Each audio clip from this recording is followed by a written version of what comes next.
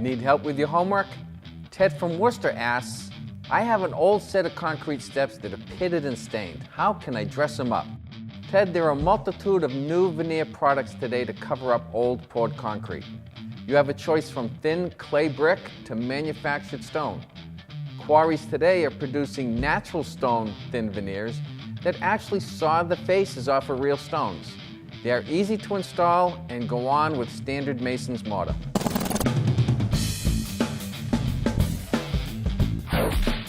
Hi, welcome back. You're watching Homework with Hank.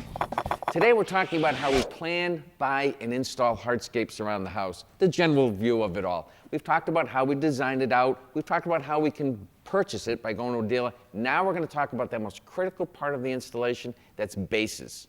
Any good project needs to start with a good base, and that's what we're going to discuss right now. And to do that, I've got my good friend Vinny Yacuzzi here from Yacuzzi Masonry. He's probably installed more bases than I can shake a stick at. Welcome, Vinny.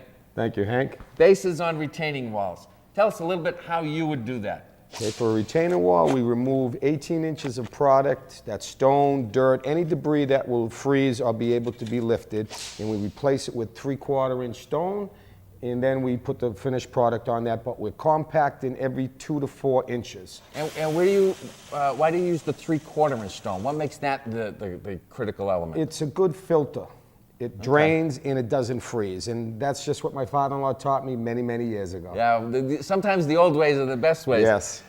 When you say freeze, what am I worried about freezing? What's freezing going to do for me? You don't want sticks, boulders, anything that's going to be pushed up from your frost line. Is that what, when I see a retaining wall and I see it kind of bump up and down, is that what's causing that? That's what's causing it. Okay. It's just frosting and heaving. Yep. The change of the seasons. Yep. And for a patio or a walkway, what kind of base system would I want to use there?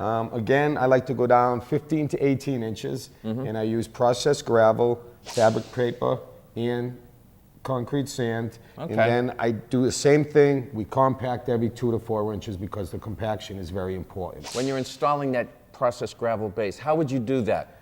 I put down a couple inches and compact it, and you do it in kind of like a layering. So then you have that compaction and you don't lose anything when the final product is on.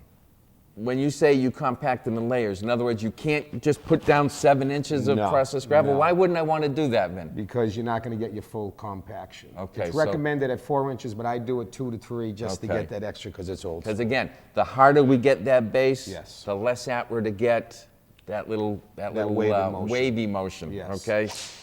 We're going to take a look at a project that didn't have a very good base. This is a driveway that's heaving like crazy. And the brick are all coming up in the center. Vinny, take a look at this driveway. What do you think of that center crown coming up the center of that driveway? That's probably no footing under there, Hank. You don't think they did a very good job of a base? No. That's where you can see right where the tires go up and down. That's not the kind of job you do, would it, Not Ben? on my jobs. Not on your jobs.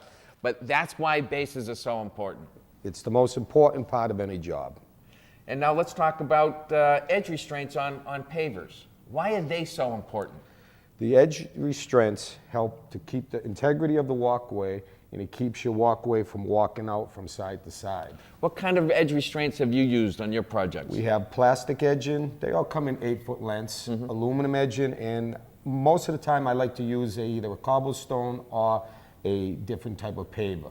Cobblestone edgings are very nice. In fact, here's an example of cobblestones being used as edging for pavers, and you can see that they were left at all different levels to help hold the mulch in. Kind of gave it that Japanese garden type of look. Yes, but it does serve the purpose. It does have a purpose. Yes.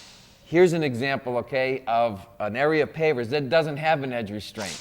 What do you see there with the bricks all moving out? That's what happens when there's no restraint. Okay. It's just going to walk on you. It's going to walk. So in this particular instance, we can see it's a car driveway.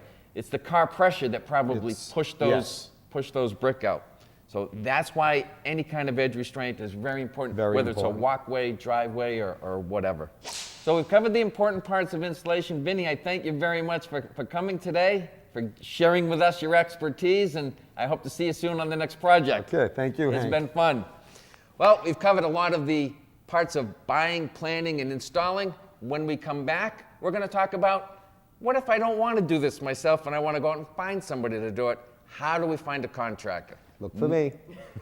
next when we come back on Homework with Hank. So, how do I go out and hire a contractor? What's important? Well, what's important is to start off with homework, just like your show is the Homework with Hank.